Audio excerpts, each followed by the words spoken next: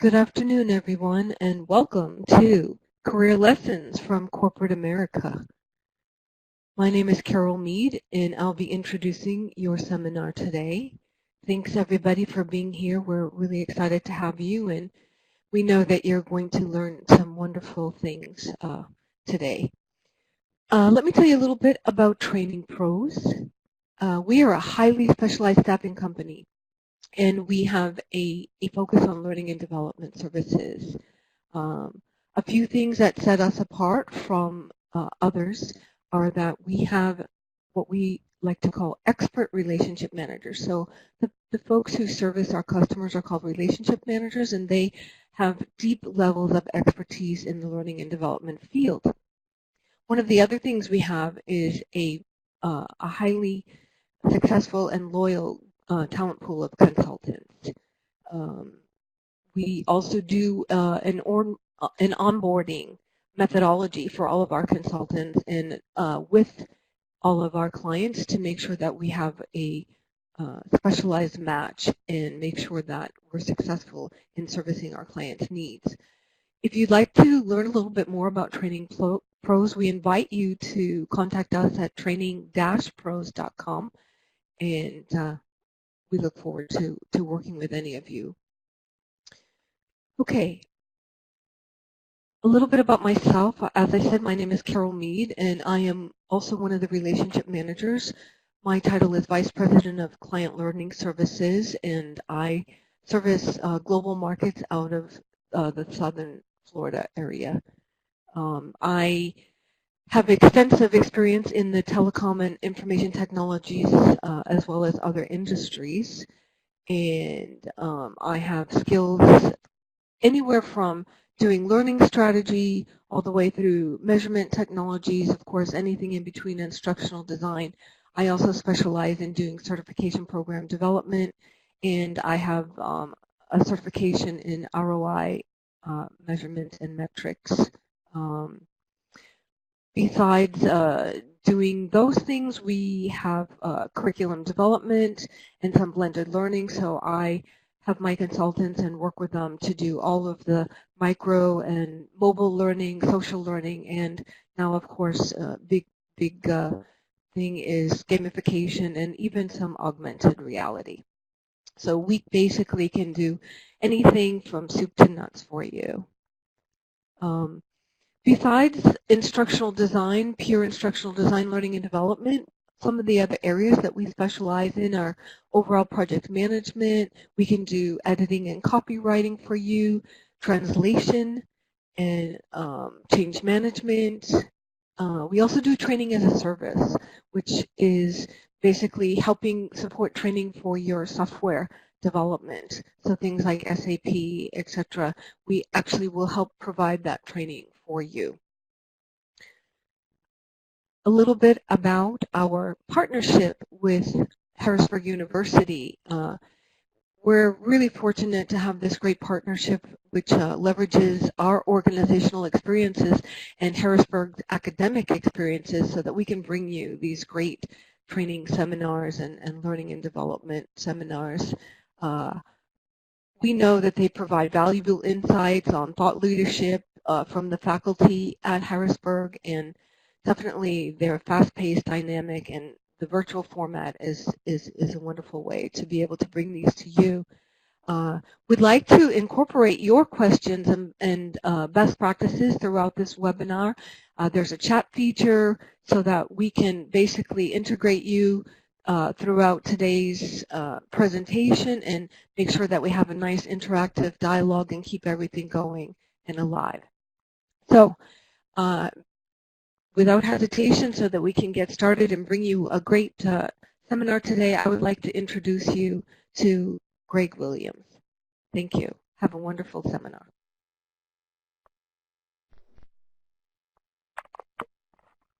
Hello, everyone. This is Greg Williams. Hope you can hear me. I am coming today from Baltimore, Maryland, and I don't know where you're all coming from. Sounds like some places that are a lot warmer than here. It was about 34 degrees today. When I first woke up, I tried to get my dog to go outside, and she just kind of looked at me and said, no, don't think so. Gonna wait till it gets warmer. So today, I have some good information that I want to share with you. But before I do that, a little bit about me. Career counseling, career development has been very important to me. Way back when, one of my first jobs out of college was a high school teacher and a guidance counselor. And I've been doing career counseling ever since, whether it's been my primary job or something I kind of did on the side. I've always been involved with it. I work for, on a part-time basis, an outplacement firm called Lee Hecht Harrison, and Lee Hecht Harrison provides outplacement services to their clients who essentially have been laid off jobs. So I've learned quite a bit in working with these clients, and that's what I want to share with you today. Forgot that I'm doing my own slides. So let's see. That was me taken 25 years ago. No, not really. It's not that old. I do have a few more gray hairs. But if you get bored and you want to look at my background more in depth and things I've done, you can look at my website, and there's a lot of information on there. So, okay. So why this presentation? Well, I created this presentation a number of years ago because I've seen a lot of people, a lot of smart people make some really bad decisions when it comes to their career, when it comes to managing their career. So hopefully I can provide you with some practical information and maybe make you aware of some things that perhaps you're not aware of, or maybe confirm some things you're already aware of. That's always helpful. So I'm pretty much a hands-on sort of person. I do a fair amount of training. I'm a professor at the University of Maryland. I'm involved in instructional design, training, facilitation, e-learning development. So I do a lot of different presentations, and I always like to ask people, you know, what do you want to get out of this workshop? What do you want to get out of this webinar? So most of the time, the work that I do, you know, I want to always check people's expectations. So Justin is going to help me out, and he's going to do our first career poll that's going to, hopefully I see him doing his magic here in the background. And the poll is always helpful because it kind of provides me with a context. So it's going to ask you, what's your job title? And you'll see the different choices. So I'll give you a moment to respond.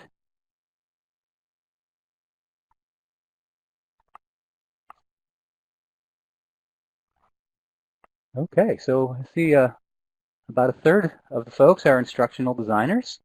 Okay, that's helpful to know. And then actually, Justin, we're going to move on to our second poll, which is your expectations. What specific thing would you like to get out of today's webinar? So I'll give you a moment to respond briefly there.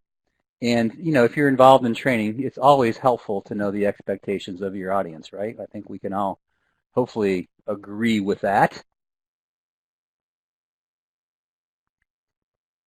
Hidden job market is interesting. Okay, I agree, that is.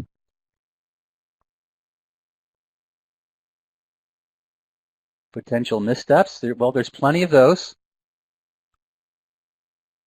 How to be better target clients. What not to do. Yeah, that's always a fun one. Tips and tricks, we will get into some of that. Getting past HR. Ooh, yes. Everybody loves HR. Good example of what not to do.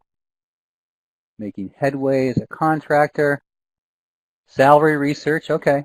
All right. So we're basically going to touch on, I would say, most of those. And we'll definitely have a Q&A period, too. So that's going to be another section that we're going to... All right, Justin, I think we could exit that. Very good. Thank you, sir. Oops, let me forward through here. Those are reminders. So career planning. To me, career planning is something that I might be a little bit better at than some people since I speak on it as subject matter expert, but I'm certainly not perfect. But what I found over the years is that most people essentially plan their summer vacation much better than they plan their careers. I talk to people every day who have lost their jobs and they didn't see it coming. And they had no idea that it was going to happen, and they're very shocked.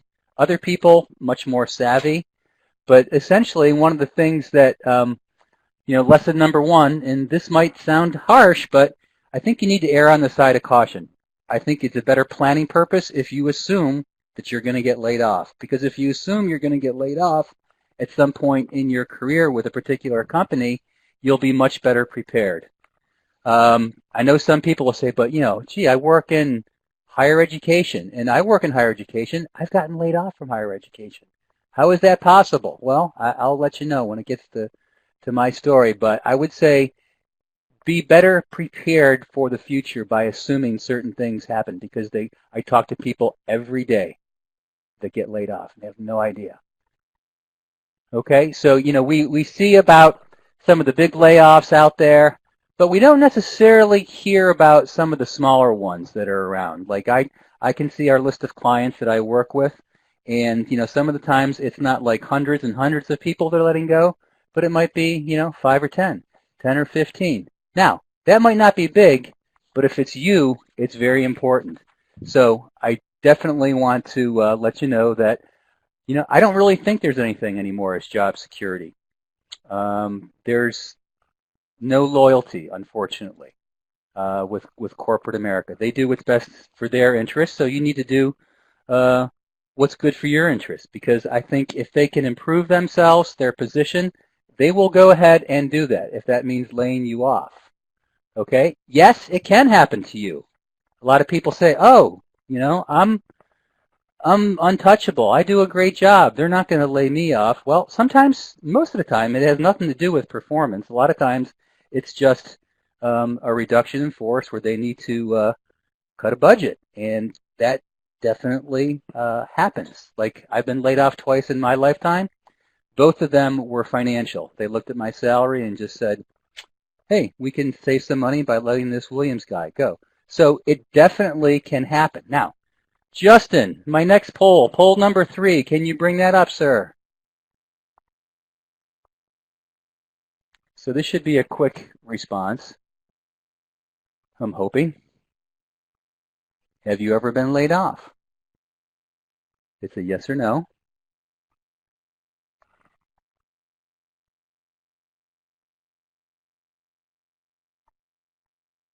Okay. So I'm seeing a lot of people that are nearly 80% that's saying yes. So you might know what I'm talking about then. Okay. Well, I'm sorry to hear it's that high. Oh, we're jumping into 80. Okay, it's waffling back and forth, but it looks like it's around 80%. So those of you that have been laid off, you probably know what I'm talking about. So, all right, Justin, we can exit that poll. Very good. Thank you, sir.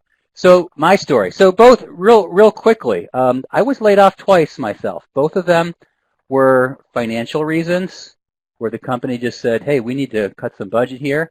And of course, 80% of the budget in any organization are people costs.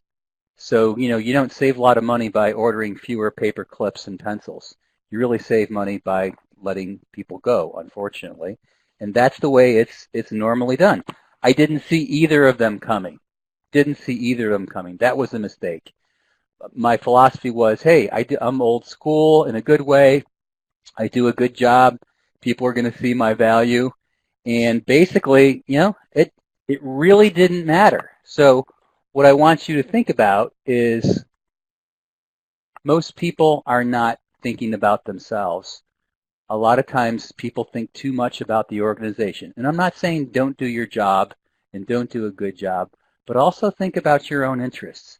I talk with people almost every day that have been laid off, and some are still on the payroll, and they're providing so much work for their employer who has laid them off. And it's like, it's kind of okay to coast a little bit here, folks. They're laying you off. Now, you might have a different orientation with that, but think about your own needs. And my wife was really good about, bringing this up to me. She said, you're always thinking about other people. You need to think about yourself more. So, just consider this. So you definitely need to, protect yourself. And by that I mean, companies do what's best for them. You need to think that you should do what's best for you. So here's something that I did, which, it's like, oh, Greg, how could you do that? But I did. So I was when you're in the career search mode, a lot of times you're applying for multiple jobs at the same time. So I got 2 job offers, one from a school I'm not going to name. The other one was a community college here in the Baltimore area. So I was really hoping to get the other job, and I didn't hear back from them. So I committed to the community college job.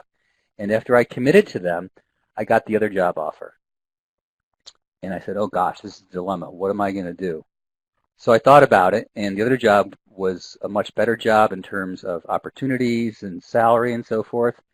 So I did something that I'd never done before. I told the community college folks, I have been offered, and I hadn't started work yet. I have been offered another job, and it's one that it's kind of like my dream job at this point in my career, and I'm going to take it, and I'm really sorry. And what I found out was they weren't super happy, but they said, we understand. You should do what's best for you. So, again, I started to think a little bit more about myself, and I encourage you to do that. So if you've ever seen the movie The Godfather, corporations kind of take this philosophy, hey, this is not personal, we're laying you off. It's strictly business, we like you, and it's like, yeah, but you're still laying me off. So outsourcing, that's what I do for Lee Hecht Harrison.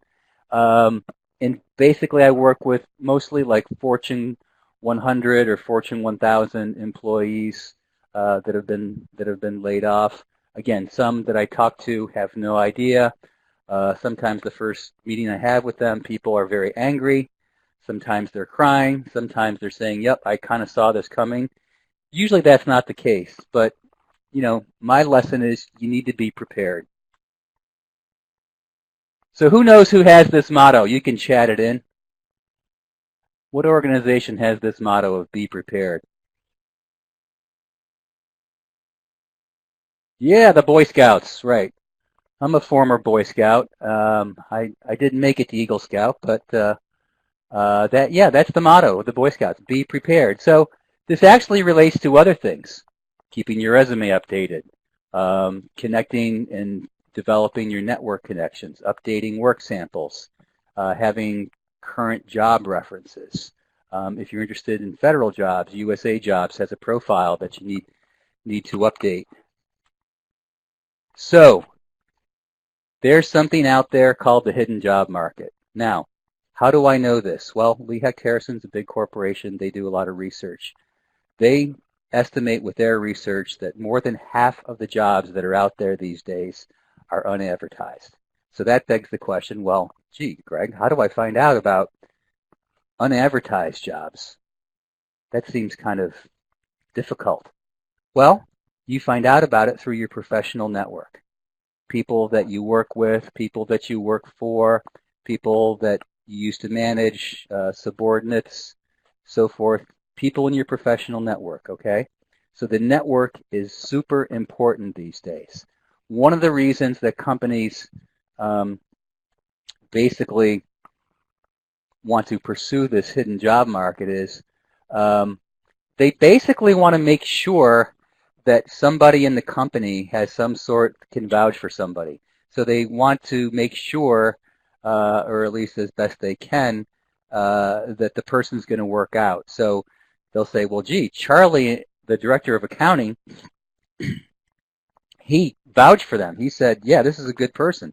So they'll have policies, which are corporate policies for basically recruitment bonuses. So in a lot of companies, like say Booz Allen Hamilton, big consulting company, they'll pay you $1,500 if you're an employee if you recommend somebody and they get hired. Okay, so that's what companies are doing. They don't want to sift through hundreds and hundreds of applications that are not qualified for the position. So it's easier for them. Okay. So how do you access these jobs? Well, one of the things that's hugely important is you have to make sure that you are continuing to build and expand your professional network. Make sure that you're active. If you have a profile on LinkedIn and then you're active. This is my typo. Stay in touch with other people. Well, I think I meant stay in touch. So yeah, definitely stay in touch with your network contacts, which can be a lot of work.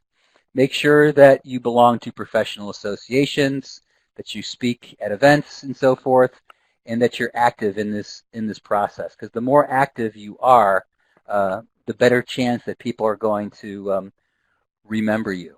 Okay?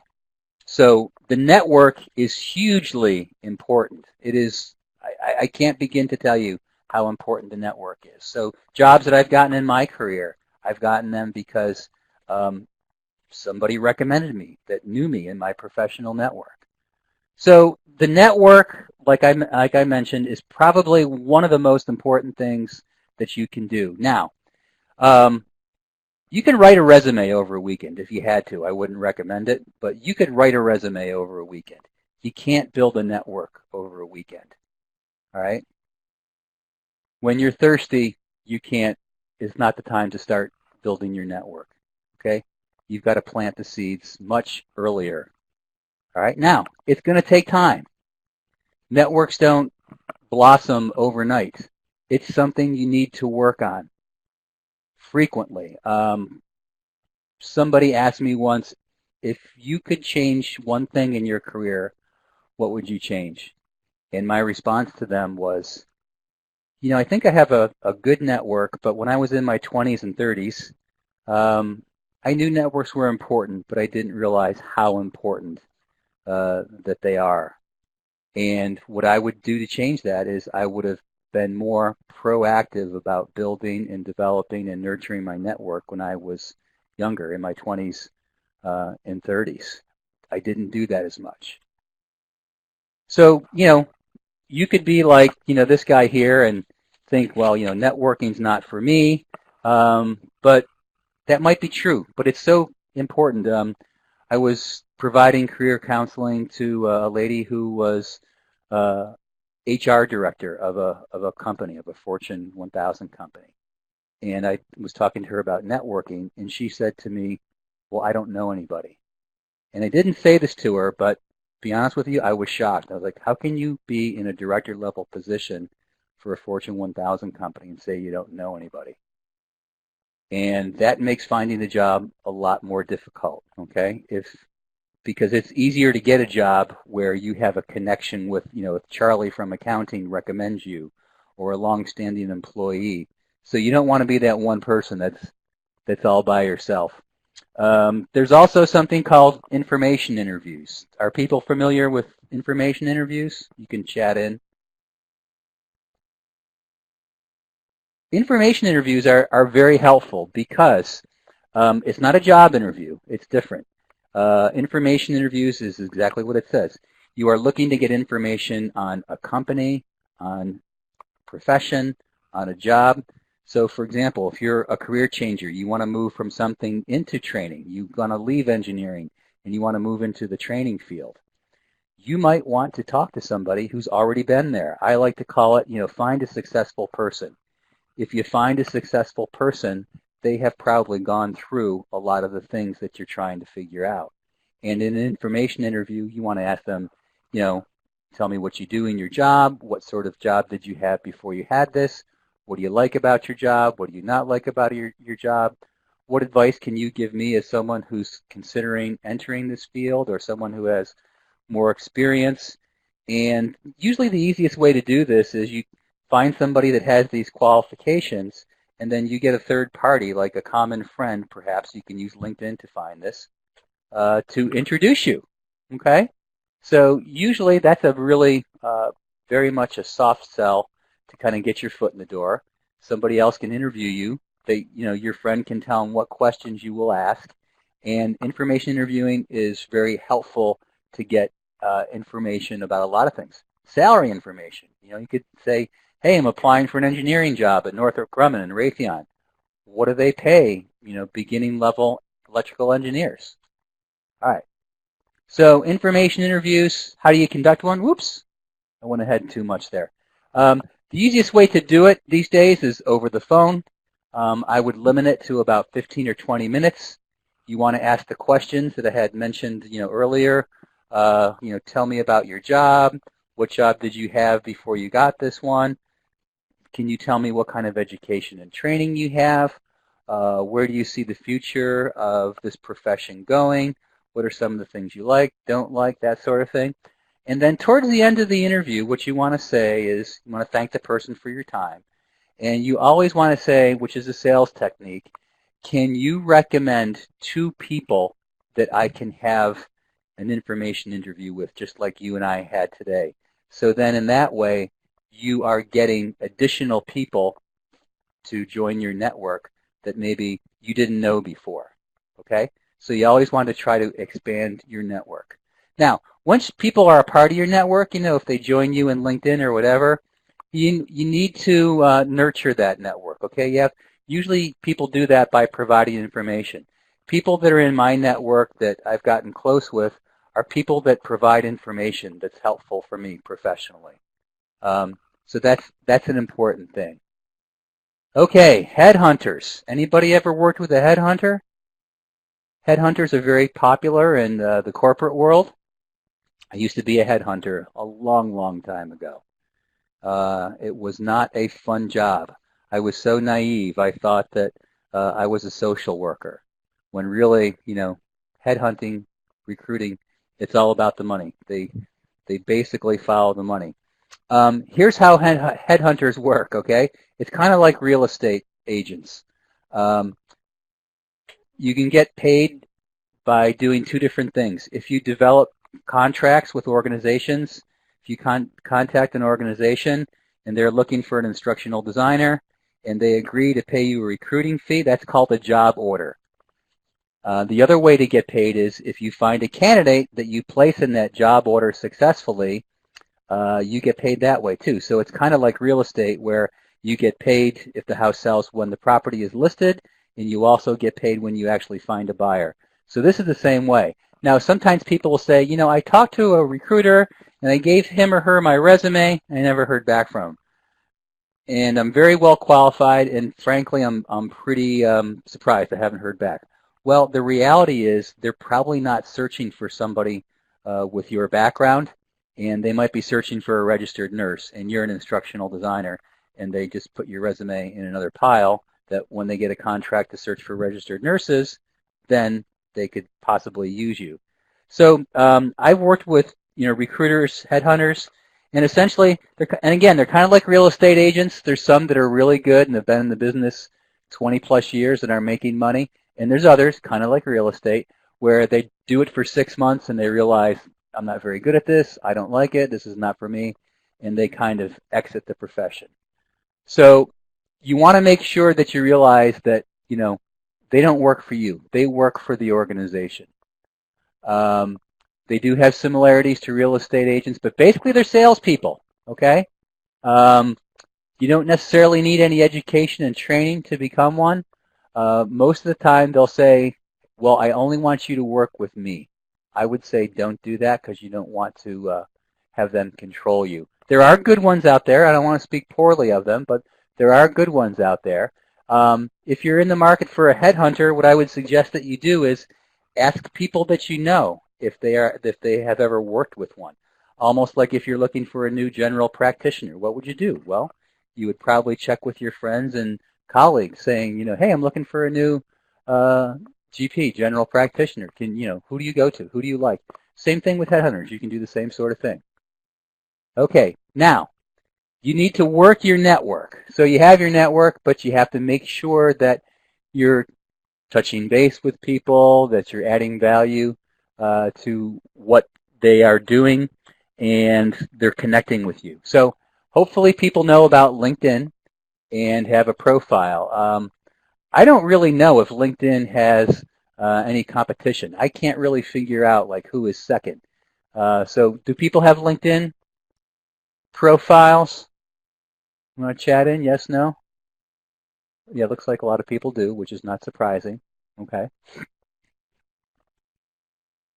Okay, so LinkedIn is probably the #1 social media career kind of platform. Recruiters use it extensively. Recruiters pay for access to it. I don't know exactly what their profiles look like in terms of what search criteria, but I do know this from people that have shared some of this. So they can search for job titles, they can search for keywords, they can search by company, they can search by geography, they can search by industry. They can search a lot of different ways, okay? So you want to make sure that if you have, a profile, if you're saying, happy in your profile, but the company's keyword says glad, we can intellectually agree that glad and happy are kind of the same thing, but it's not going to be a match. It's not going to be a keyword match. So you want to make sure that whatever jobs you're interested, that you're using kind of the same lingo, the same language, so you become more visible to the recruiters in LinkedIn.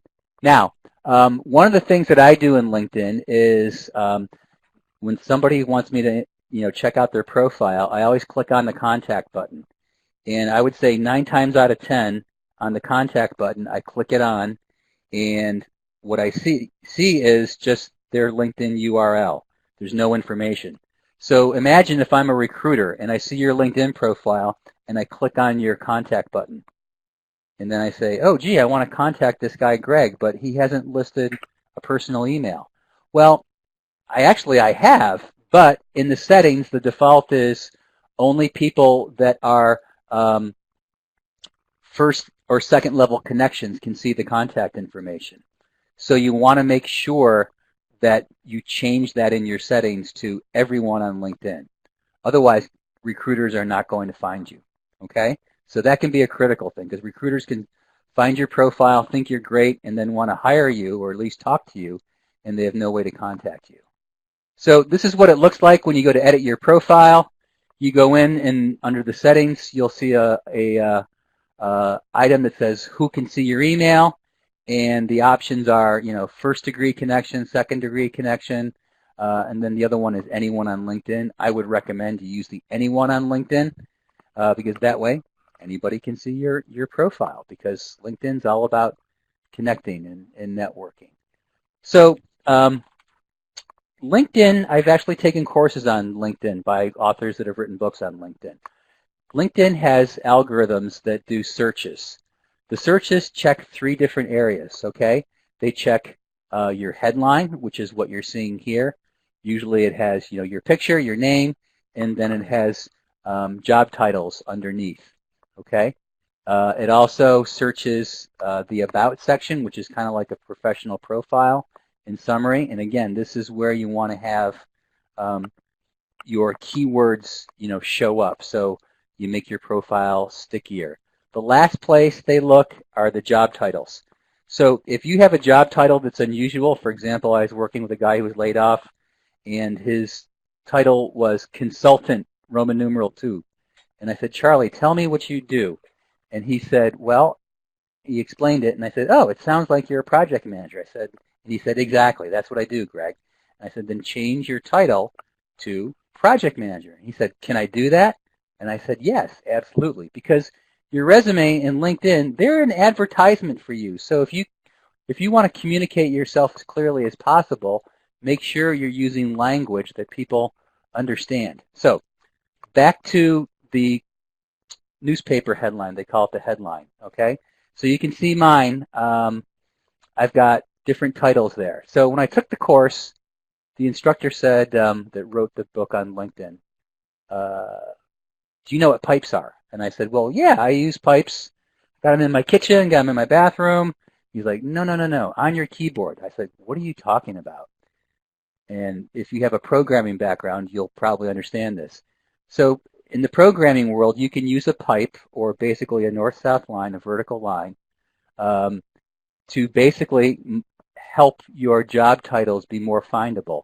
So the convention is you have job title, space, pipe, space, job title 2, space, pipe, etc., as you can see in mine.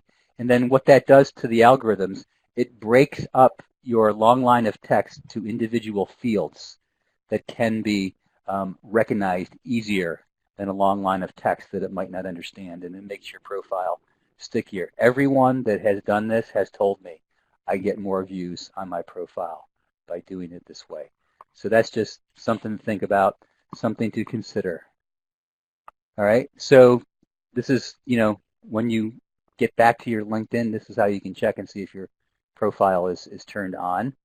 But yeah, those are the areas. I guess I missed a slide. Sorry about that. You can see it highlighted in the red rectangle there. Okay, portfolios. I too have experience in the training field, and I have a professional portfolio. Does everybody have a portfolio out there? Portfolio of work samples. Okay, some are yes, some are saying needs improvement. Yeah, this is important because a lot of times in the field of training and instructional design, it's very common for people to say, prospective employers, clients, etc., to say, can you show me a sample of what you've done? And that is very important, okay? So, Justin, we have our fourth poll coming up. Could you get that geared up? And it looks like you're on top of your game because I see the career poll number 4 coming up. Do you have a portfolio of your work samples? So it looks like about 2/3 or 3/4 of you do. And see, my follow-up question. Okay, that's saying like 60-40. We'll see if that really changes. It's still okay. So it's about 2/3, 3/4 roughly. All right. So I guess we can exit that, Justin.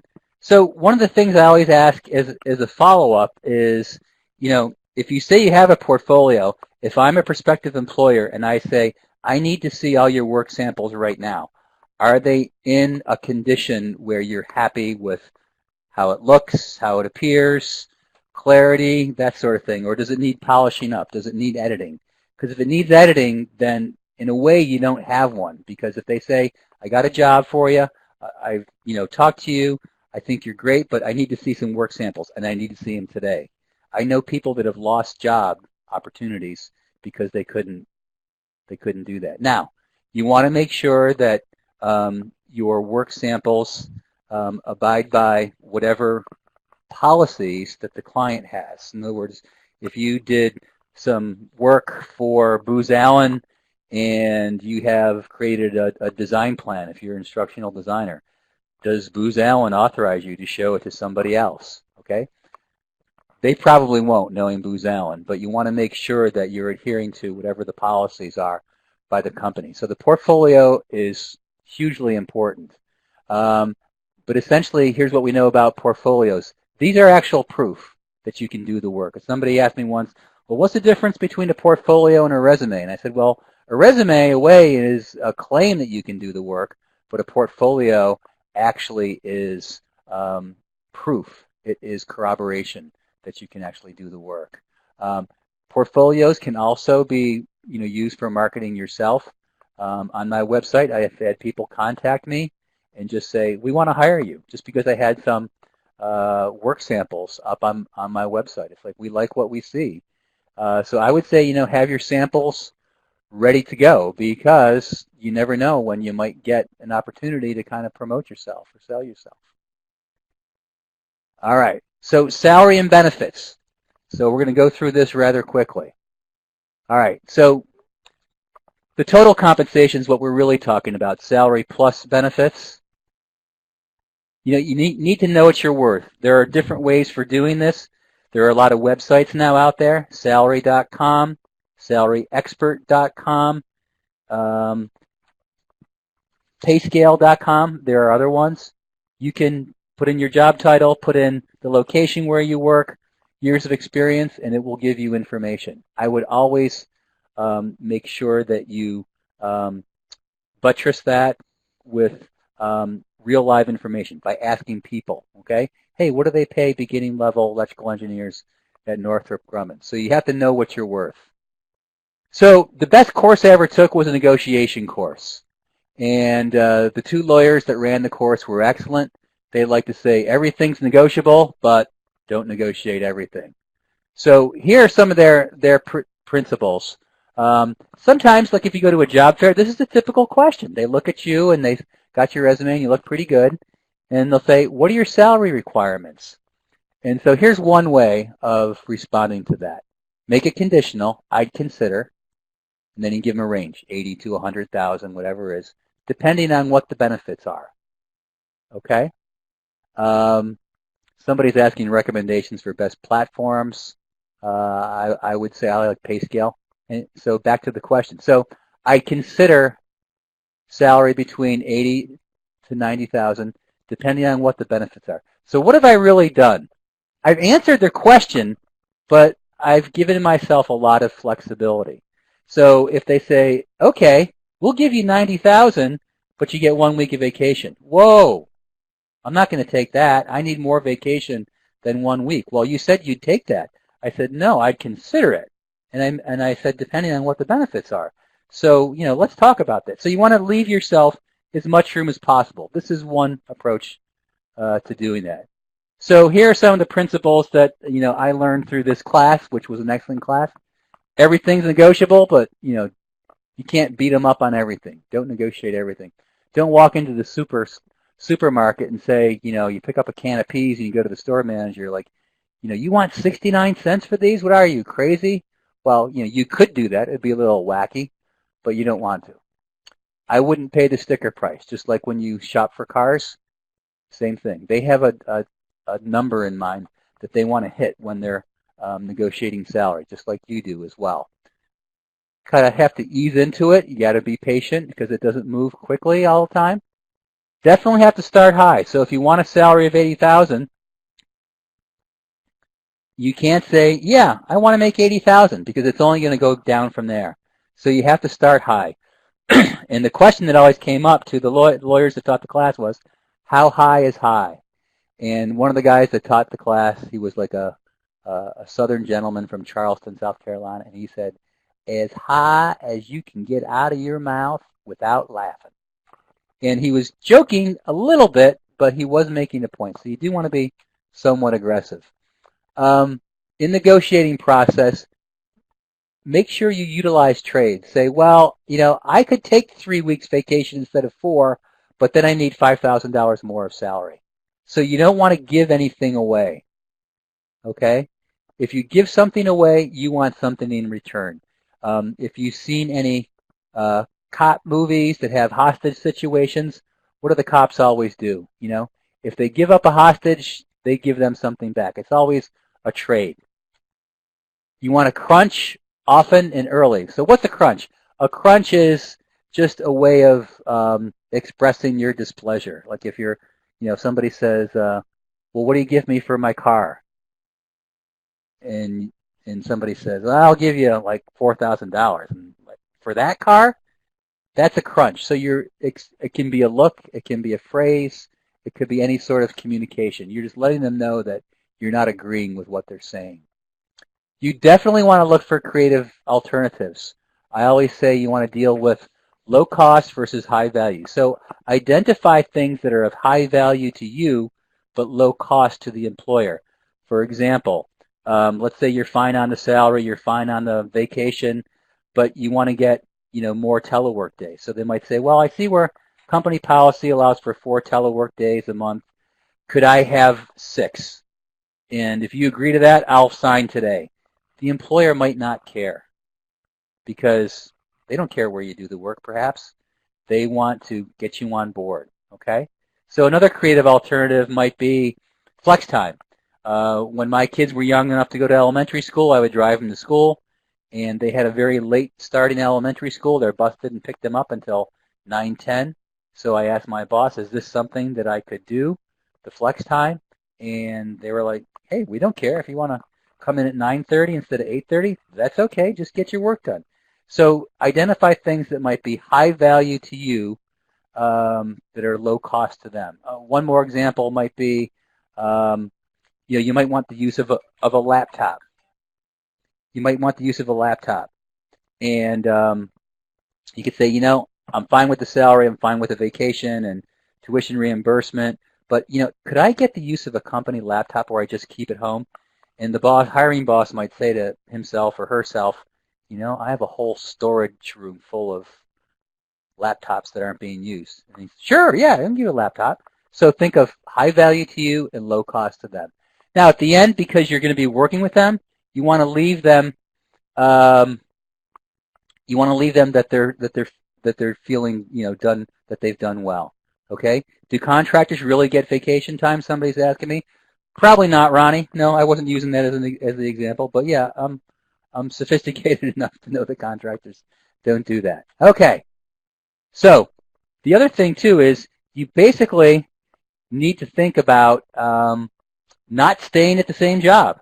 One of the things that's out there, it used to be back in the day, 15, 20, 25 years ago, there was a term called job hoppers, and that was a bad thing. That meant that you jumped from job to job to job. In this day and age, there are a lot that's a lot more accepted. So, what employees will do a lot more today is instead of taking a 2 to 3% merit increase of maybe 1,000 or two in some jobs, they'll just take a whole new job and maybe they'll get a bump in salary of 8 to 10,000 or more depending on the job. So that's something that maybe someone who's like a baby boomer like me doesn't quite understand. But it's happening a lot more out there these days. Okay? The other thing that I want you to make sure is let people know that you're open to career opportunities. Okay? If you let people know that you're open to certain things, they might contact you and say, "Hey, Greg, you mentioned you're always interested in hearing about opportunities. Well, here's something that I think's right up your alley." So if you let people know, they're more likely to contact you and say, "Hey, here's something that came across my desk. You might be interested in this." So be open. Now, quick wrapping up here. Corporate lesson summary. No job, no job is safe from layoffs these days. You basically want to remember that your network is probably one of the most important things that you have. So you need to build and expand. Have your portfolio ready to go. Your resume as well, for that matter. You always want to be open to hearing about different sorts of opportunities. Of course, professional development is very important because you don't want to be that person that's still using the abacus to make calculations. You want to make sure you know newer technology and newer ideas. Job hopping is not a horrible thing. In fact, a lot of people do it these days, a lot more than ever before. Something to think about. And think about your own interests. Okay? So, folks, you want to make sure, last but not least, that you're like that Boy Scout, you're proactive, you're prepared. All right, we've got time for questions and answers and discussion. If you want to chat in questions, Justin, I think, is typing, I can see here.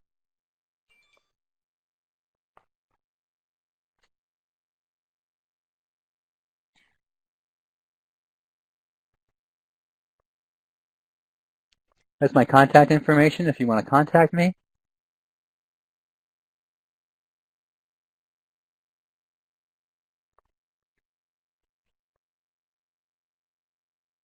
Well, you're welcome. You're welcome, Jay. Shonda, you're welcome.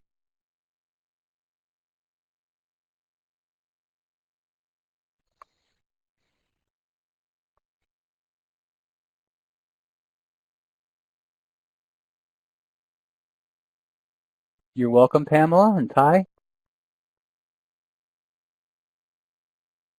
Yeah, Robin, you're right. Sometimes, especially in government jobs, federal government jobs, they have to post it because it's a public job and they already have somebody wired for it. Is there any way to recognize this? Usually, if the job is only up there for a short period of time, like a week, and then they take it down, that's probably the biggest sign. You're welcome, Deborah. Also, you can do company research, Robin. If you know somebody at the company or know somebody who knows somebody, I would try to ask them.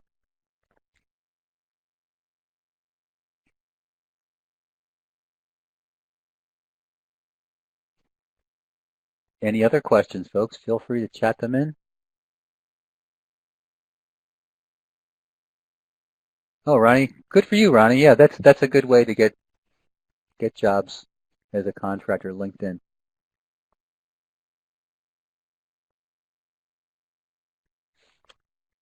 For portfolio sites, I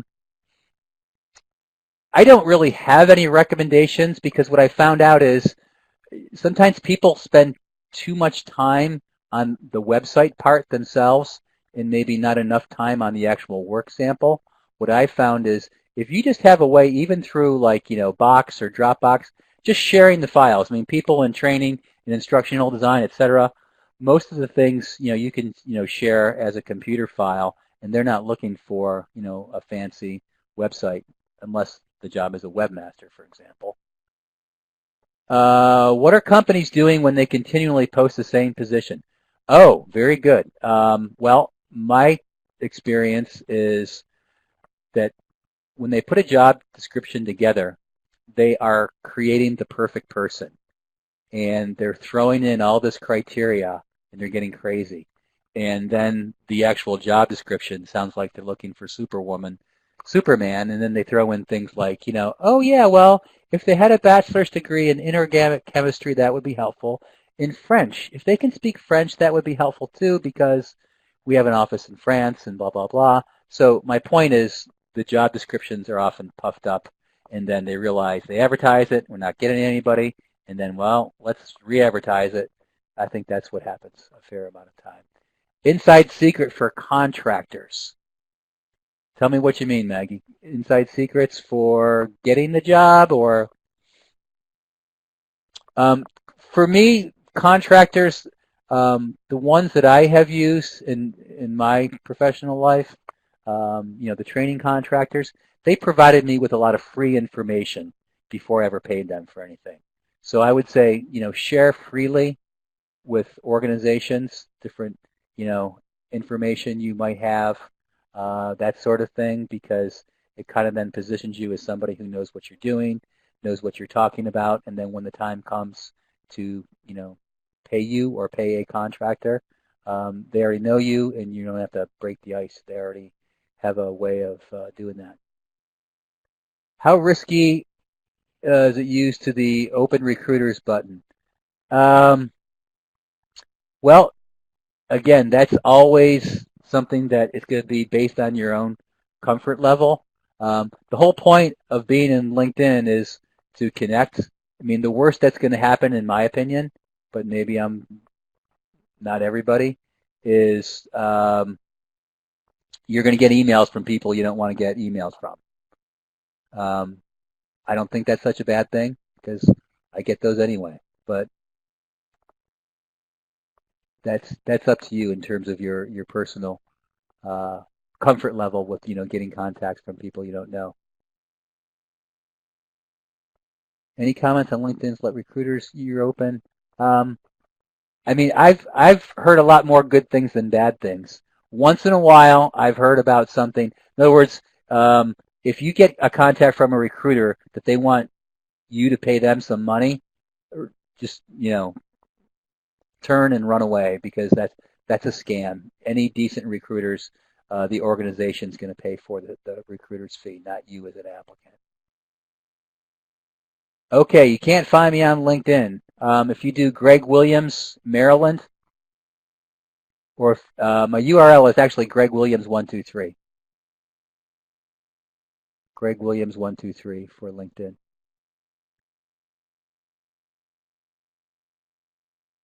And of course, TrainingPros is a great contact. You can use them, right? Any other questions, folks?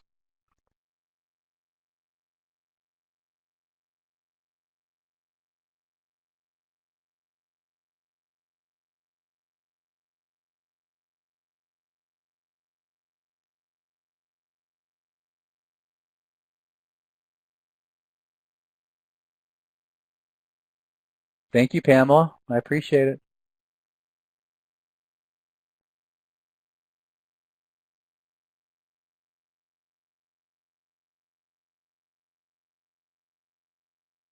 I went through a fair amount of stuff pretty quickly, folks. So, my contact information is out there. So if you want to contact me afterwards, that's fine. And somebody said, "Oh, Greg Williams, are you that NFL football coach that tries to take out the knees of the opposing players and ruin their career?" I'm like, "No, there is a NFL football coach named Greg Williams. It is not me, though." I believe he's the defensive coach for the New York Jets. He used to be the defensive coach for, I think, the Cleveland Browns and the Washington Redskins and others. Anyway, I'm a different Greg Williams. Oh, Shonda, you found me on LinkedIn. Okay, I'd be happy to connect with you.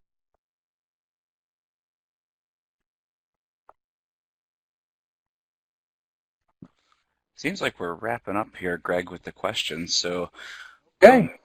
yeah, I'll go ahead and take us on out. So I do want to thank you.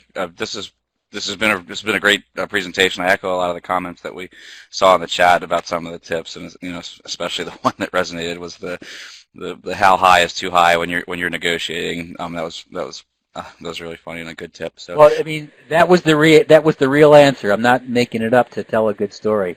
No, it makes sense. That was his answer. Yeah, it's funny, but it makes a lot of sense too. So, and like the ideas of piping, those are all those are all very helpful. Some quick, some creating the portfolios a little bit longer. So anyway, so thank you very much for joining us, Greg. It was a great presentation. I just want to take a moment to thank TrainingPros for partnering with us to bring this type of engaging content for these webinars. If you can hang out with me for just another minute here, I'm going to bring up some feedback slides. We want to just get your feedback on how the session went today, ideas for topics for new sessions. We want to keep these rolling. We've been going for a lot of years now, so we want to keep them rolling. They seem to keep getting better and better. So if you can hang out with me, we take your feedback seriously on these presentations. And outside of that, I hope everyone has a enjoyable rest of your Friday and a wonderful weekend. Thanks for joining.